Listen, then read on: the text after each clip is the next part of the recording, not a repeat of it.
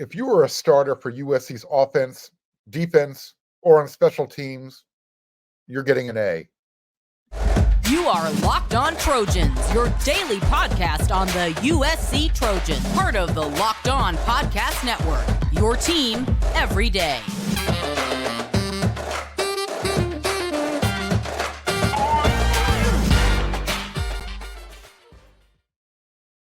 Fight on, everyone. I'm your host, Mark Hulkin, and thank you for making Locked On USC your first listen every day.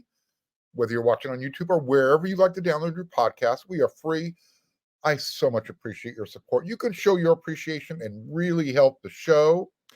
If you're watching on YouTube, click that subscribe button. It's easy. It's free. When you see the thumbs up, hit it, smash it, make it go thumbs down.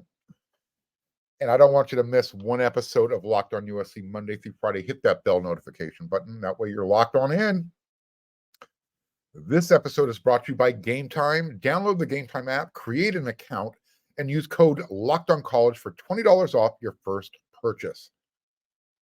I mentioned on yesterday's episode that I saw a near perfect half of football. I didn't see a perfect football half, a near perfect half. And that was when the starters were in the game, and definitely an offense. Checking out today's rundown, I'm giving out grades. We're going to start on offense. This is a really good report card. All three phases, they came together and put together a 30-minute show. Let's call it a show and tell performance that I thought would make every parent proud. Made me proud, and I'm not even a parent. I'm going to start on the offensive side of the ball. Caleb Williams, I'm still going to give him an A+, even though he knew he made a bad decision on 3rd down and 1, going long for an incompletion. And that is, seriously, that is the only reason why USC only scored touchdowns on 6 of their 7 first-half drives. They probably score 7 touchdowns on offense if Caleb doesn't try and make a play downfield when he really didn't, when it wasn't necessary. But there are 2 plays that really stood out from Caleb, and that's what boosts him up to that A+ level, despite knowing he made a mistake. The first one I mentioned on the show yesterday was that 21-yard touchdown run, that bully touchdown run when he leveled the Stanford defensive back at the goal line. The other play that really stood out, and it's not going to show up in the stats, is when Caleb, this part of the play shows up in the stats. His dump off pass to Taj Washington. Well, after Caleb threw the ball, he literally was running at full speed, trying to get in front of Taj, which is really difficult because Taj is one of the fastest guys on the team, trying to throw a block for him downfield. That's your starting quarterback. I'm going to give the quarterback position, I gave Caleb Williams A+. Miller Moss played behind the 2nd and 3rd string offensive lines, but he still, he still showed his moxie. He showed his strength, mobility, and his awareness to extend the ball over the goal line when he was sitting on top of the defender. You're getting an A. He's getting an A grade as well. The running backs, they were solid. Nothing spectacular, but if they had to be, if they were asked to be the focus on offense, they probably would have put over 300 yards on the ground. Let me show you some numbers and tell you why. You had Marshawn Lloyd, 9 carries, 77 yards. That's an 8.5 yard average. Austin Jones, all right, so 6 carries, 33 yards. It's 5.5 yards. People were asking about a Marion Peterson. How about this? When he got into the game, 2 carries, 14 yards. That's 7 yards per pop. As a team, USC rushed 28 times for 180 yards. That's 6.4 yards per carry. Like I said, if they are asked to be the group, to be the guys, they can do it. I'm giving the running backs a B+ grade. And they're blocking well too. Remember, no blocky, no rocky. The guys who are on the field, they're doing it because they're blocking, they're running hard, and when called upon, they're also catching the ball out of the backfield. The starting offensive line, they faced a Stanford front that's, look, it's not your father's or your grandfather's Stanford defense, but it's not bereft of talent either. Names like David Bailey and Tristan Sinclair, they were barely heard from. And it didn't matter which side of the offensive line that they tried to line David Bailey up against, whether it was Jonah Monheim, Michael Tarquin, or Mason Murphy, or Elijah Page at the tackle spots. David Bailey was held to 3 tackles for the game. He didn't touch the quarterbacks in the backfield. No TFLs either. The offensive line also gave up a combined 0 sacks and quarterback hurries. So here's where the grade gets skewed a little bit. If you were the starter on offensive line, solid A, pushing for an A+. The backups were probably closer to a B-. Well, you know what? They earned a C. You got something to work for. You got a full 30 minutes, second half to play. Show what you can do. And I get it. You were going up against Stanford's starting defense. However, you guys probably missed some opportunities. I think that's a fair assessment. But look, let's be real. You're talking about a lot of freshmen. They were without Gino Quinones, so you saw the freshmen in there: Elijah Page, Alani Noah, Micah Benuelos, Amos Talalele. Everybody got in there. Everybody got some action. So again, you're not going to see as much of the backups as we continue to go forward. If the starting offensive line continues to play at that level, though, and the competition is going to get harder, everything's going to be just fine. What if I told you that Lake McCree was the 4th leading receiver on the team? It's true. But that's how sneaky the tight end position has been so far. Lake had 4 catches and a touchdown in this game. And they're blocking really well also. So I think really at this point, let's get Jude Wolfe eating. Let's get him a touchdown. I'm going to give the tight end groups a B+. Let's get to the wide receivers. Brendan Rice, he had one pass, 75 yards, touchdown. Taj Washington, 4 catches, 73 yards. I talked about Caleb Williams trying to block for him upfield. Deuce Robinson, you barely noticed him in the game. 4 catches, 71 yards. Dorian Singer, remember the all conference transfer from Arizona? 2 catches, 21 yards, and that 1 touchdown in the back of the end zone. Here's what you want to know. Here's what we're grading the wide receiver group on. 12 players made a catch. They had cumulatively 30 receptions, 393 yards, and 3 touchdowns. And by the way, this is the 3rd time in 3 games that the Trojans have hit that number 12. The number 12. 12 receivers catching balls. So how do you give that group of receivers that caught 28 of the 36 pass attempts anything less than an A? You don't. The other 2 completions went to running backs. So if you want to combine everybody into the receiver groups, 30 for 36. Yeah. You give them an A. Lincoln Riley and the entire offensive staff. Everybody was ready to play. We're talking about the starters. The guys, they're going to play the majority of the snaps going forward. I'm giving Lincoln Riley, I'm giving the offensive coaching staff an A. And you know what? You got the bye week. Let's see if we get the backups into that A range. Let's have an offensive class of valedictorians. How would that sound, right?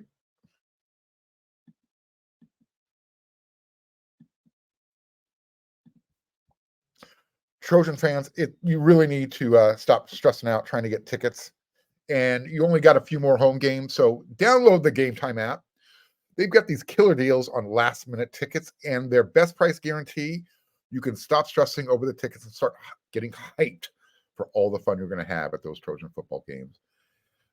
And Game Time has deals on tickets right up to the day of the event. Get exclusive flash deals on tickets for football, basketball, baseball, concerts, comedy, the theater, and they have so much more you can choose from. The Game Time guarantee means you'll always get the best price. If you find tickets in the same section and row for less, Game Time is going to credit you 110% of that difference. It's the fastest growing ticket app in the country for a reason.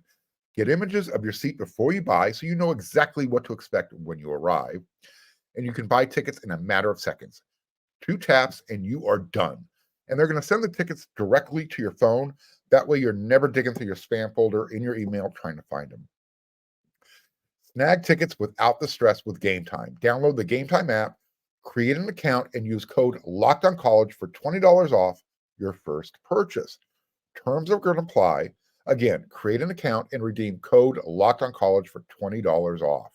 Download Game Time today. Last minute tickets, lowest price guaranteed. College football season is here, and this season, Locked On is kicking it up with our coverage. Each Friday, Locked On will go live from 11 a.m. to 1 p.m. Eastern on every Locked On College YouTube channel, including this one. Locked On College Football Live will cover the college football playoff implications, the conference rivalry games, and they're going to go in-depth like only Locked On can, including insight and analysis from our stable of Locked On College hosts covering their team every day. Find Locked On College Football Live every Friday from 11 a.m. through 1 p.m. Eastern on any Locked On College YouTube channel, and you won't want to miss it. Remember how the defense, when I gave out the first report card of the season, it was so bad that I didn't want to embarrass them. I didn't want them to take a report card home and have to show their parents, I'm not doing so well. So I gave them a pass, no pass. Well, these guys are really starting to get it, and they've raised the bar.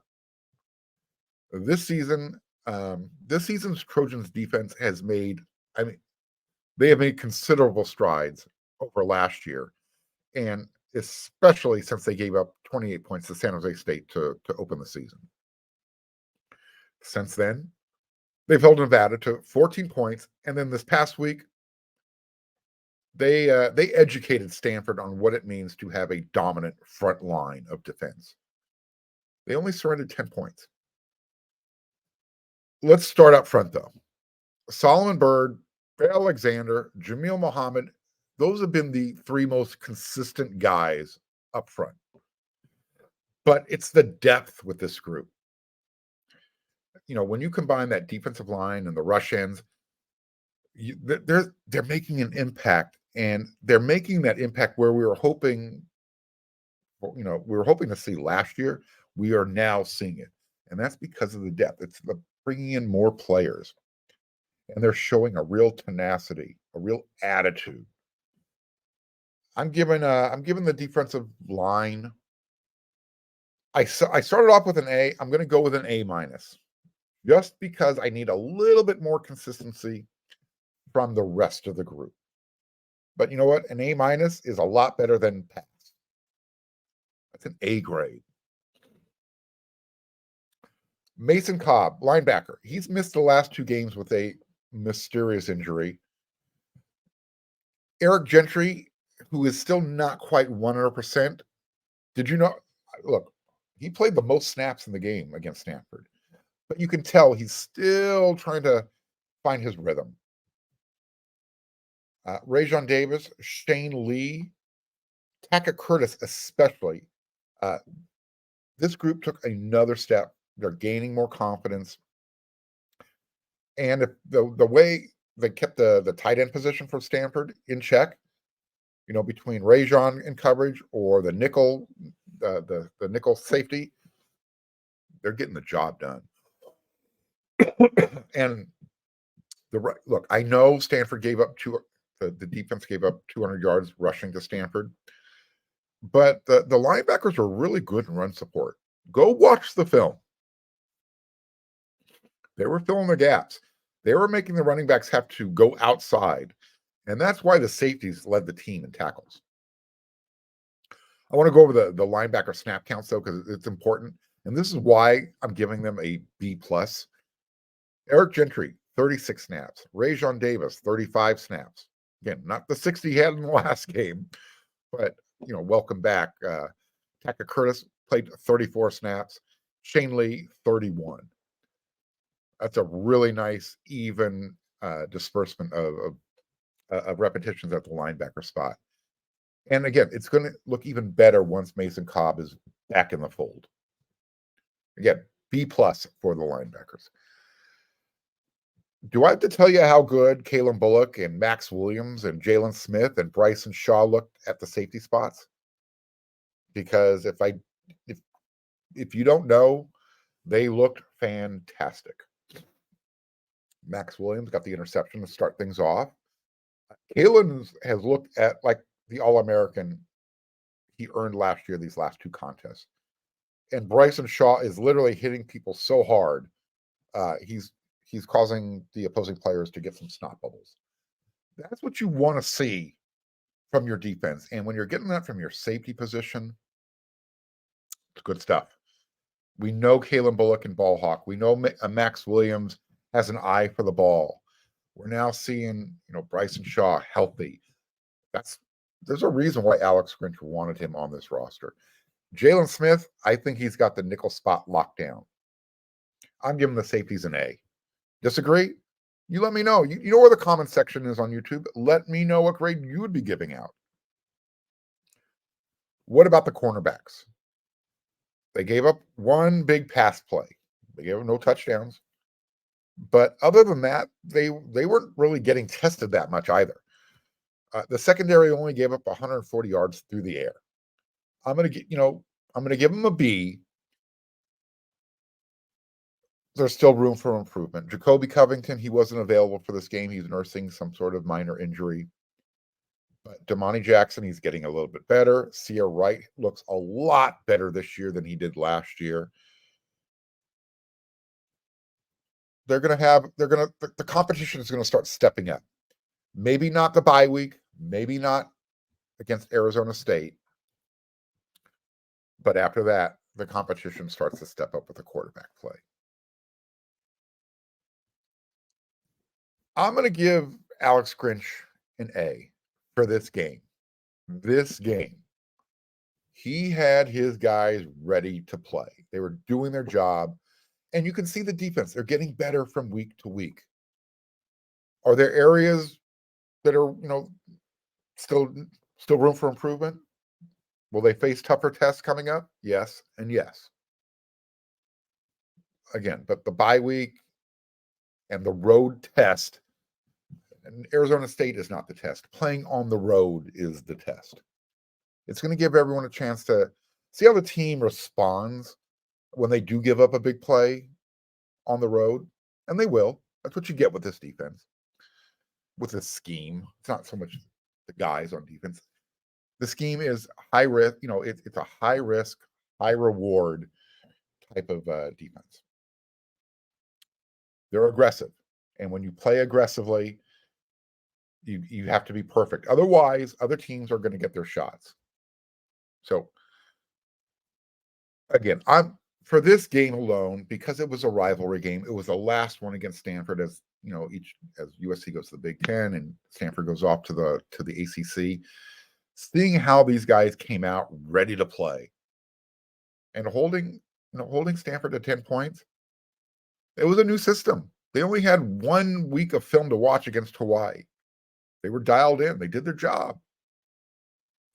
They were forcing the Stanford offense to do stuff they didn't want to do. And that included having to play with their backup quarterback because the defense got into the backfield, knocked out the starting quarterback. And you don't want to see anybody get knocked out of the game, but, the defense did what they had to do. Check out this stat by the defense. 9 tackles for loss against Stanford. 2 of those came from Solomon Bird. The Trojans now have 27 TFLs through 3 games. Last year in 2022, they had 79 through 14 games. So if they keep up this pace, 9 per game, after 14 games, they would have 126 TFLs. Solomon Bird already has 4.5 this year. He finished last year with 7.5.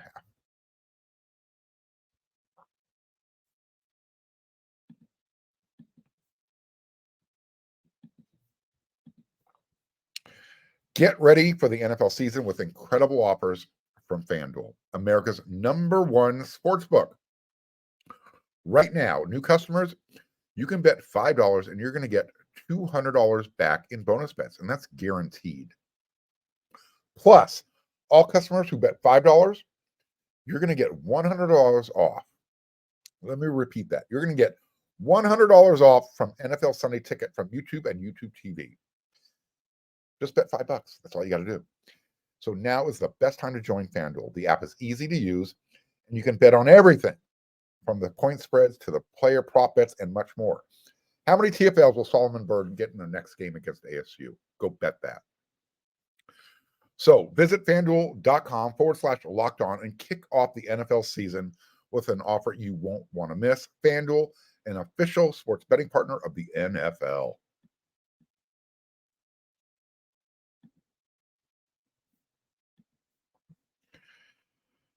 So I gave you a stat right there at the end of the second segment on the defense. Check out these numbers. That's what we're going to talk about. You know, when I'm not here over on Locked on USC, I spend my time writing some stuff up over on wearesc.com. This is some of the stuff that Eric McKinney, our publisher, the editor-in-chief, puts together for us. These are some crazy numbers. And this is the reason why when you're done getting everything for free over here on Locked on USC, go check it out. Got a nice subscription special going on right now. You might want to take advantage of it. The number 3. That's how many USC players since 1971, when they started keeping this statistic, that have a kick return, a punt return, and a receiving touchdown in the same season. The number is 3. That club used to belong to only Curtis Conway and Adoree Jackson. Zachariah Branch took all of 3 games to join that club. Let me put his number into context for you. Adoree Jackson finished with 5 total touchdowns in 2016. 2 punt return, 2 kick return, 1 receiving. Adoree was a defensive player most of the time. Curtis Conway, he finished with 7 total touchdowns in 1992. 1 on punt return, 1 kick return, 5 catching the ball. Zachariah already has 4 touchdowns this season. 1 returning a punt, 1 returning a kick, 2 receiving. He is going to blow the doors off of this number. He is going to finish with close to 20 touchdowns. He's going to leave 2 really good former Trojans in his wake. How about this number 12? Opening drive touchdowns for USC since Lincoln Riley has taken over. Well, no, let me rephrase that. 12 opening drive touchdowns for USC under Lincoln Riley. They have played 17 games since he took over. After this past Saturday, USC has now taken its opening drive of the game into the end zone 12 times, including all 3 times of the season. Now, if you're wondering, well, what happened in those other 5 games? Okay. They had a field goal, 2 punts, and 2 turnovers on downs on their opening drive. Here's the number 12 again. USC players with receptions. I talked about that in the previous segment, in the first segment of the show. 12 USC players recorded a catch against Stanford. It's the 3rd time in 3 games the Trojans have hit that number. Through the first 3 games this season, USC has 14 players with at least 2 receptions and 6 Trojans have at least 8 catches. This number is according to Pro Football Focus.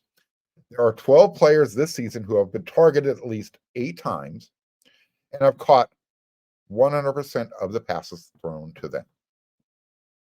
Wow. 3 of those 12 are Trojans. So that wasn't even a USC number. According to PFF, there are 12 players this season who have been targeted at least 8 times and have caught 100% of the passes thrown to them. 3 of those 12 are Trojans. Taj Washington, he's been targeted 9 times, caught all 9.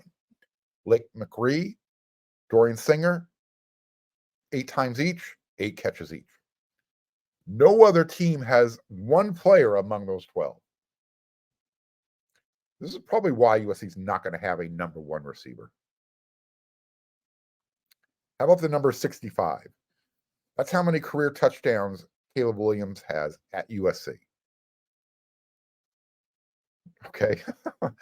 The 4 total touchdowns for Williams, 3 passing, 1 returning that he had against Stanford, that brings his career total as a Trojan to 65. That passes Sam Darnold, and that moves him up to 6th place on USC's all-time list. He's just 1 behind Rodney Peete for number 5. And with the pace he's on this season, he's probably going to pass everybody on the list.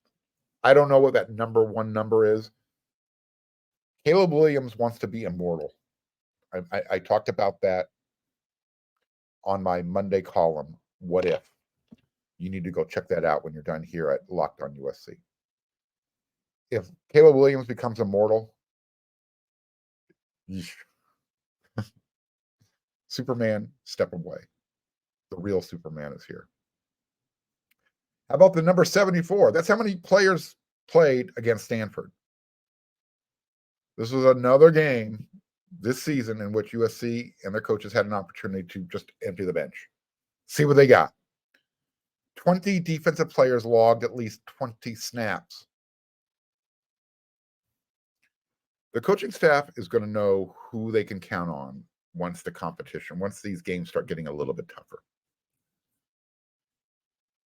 Look, this is why I grade on a curve, because I'm comparing the top performers with the guys who are trying to reach that level.